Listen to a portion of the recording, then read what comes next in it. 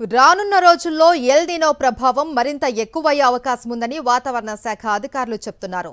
July నెలలోనూ లోటు వర్షపాతమే నమోదవుతుందని వాతావరణ శాఖ తెలిపింది. కొన్ని ప్రాంతాలలో సాధారణ వర్షపాతం కంటే ఎక్కువ చూపించినప్పటికీ ఎల్ నినో ప్రభావంతో ఒకే చోట ఒకేసారి ఎక్కువ సెంటీమీటర్ల వర్షపాతం నమోదవుతుందన్నారు.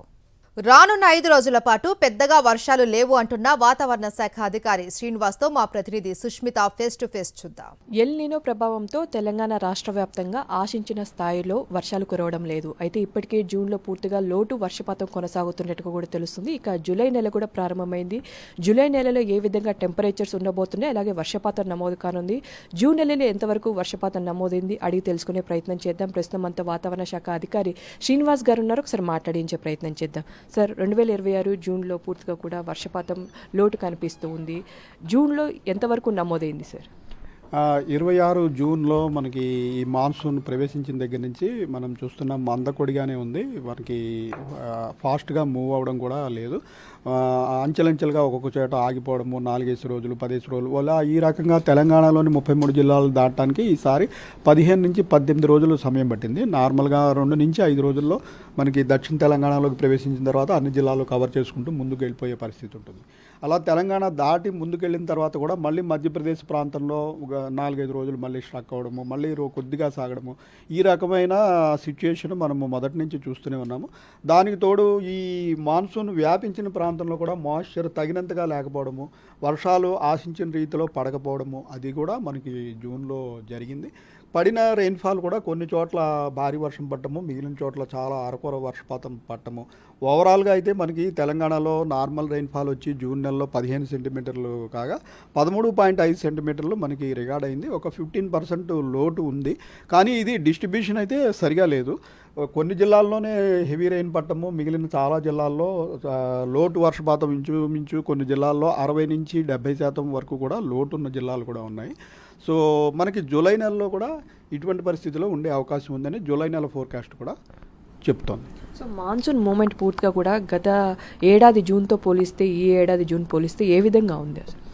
గత ఏడాది కూడా మనకి యాక్చువల్గా జూన్ మొదటి వారంలో మంచి వర్షాలు పడిన తర్వాత ఒక 3 వారాల గ్యాప్ అయితే వచ్చేసింది. మళ్ళీ జూన్ నెల లాస్ట్ వీక్ నుంచి ఊపందుకుని జూలై 10వ తారీఖు వరకు కూడా మంచి వర్షపాతం పడి లోటు అంతా కూడా మనకి పూడిపోయింది. అయితే అప్పుడు ఎల్ నినో పరిస్థితులు లేనందువల్ల ఓవరాల్గా మనకి సీజన్ పూర్తయ్యేటప్పటికి 30% ఎడిషనల్ రెయిన్ఫాల్, ఎక్సెస్ రెయిన్ఫాల్ పడింది తెలంగాణ వ్యాప్తంగా.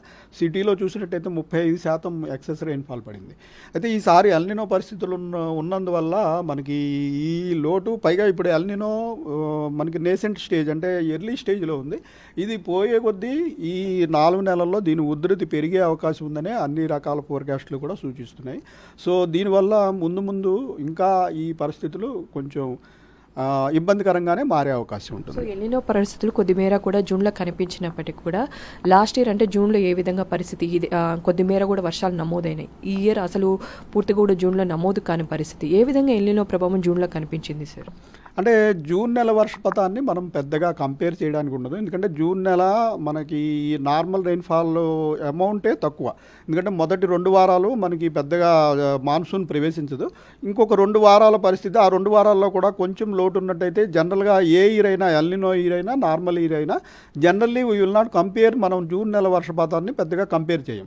ఎందుకంటే ఫిగర్ తక్కువైనందువల్ల మనకి 2 సెంటీమీటర్ల వర్షపాతం తక్కువ ఉన్నా కూడా అది 20% కింద చూపిస్తుంది. సో ఈ వర్షపాతాన్ని పెద్దగా కంపేర్ చేయడానికి ఉండదు. మనకి మెయిన్గా జూలై, ఆగస్టు నెలలో ప్రైమరీ వర్షపాతం పడే నెలలు మనకి తెలంగాణలో కూడా. సో ఇప్పుడు తెలంగాణలో మనకి ఈ ఫోర్కాస్ట్, నెలవారీ ఫోర్కాస్ట్ నిన్ననే అందింది.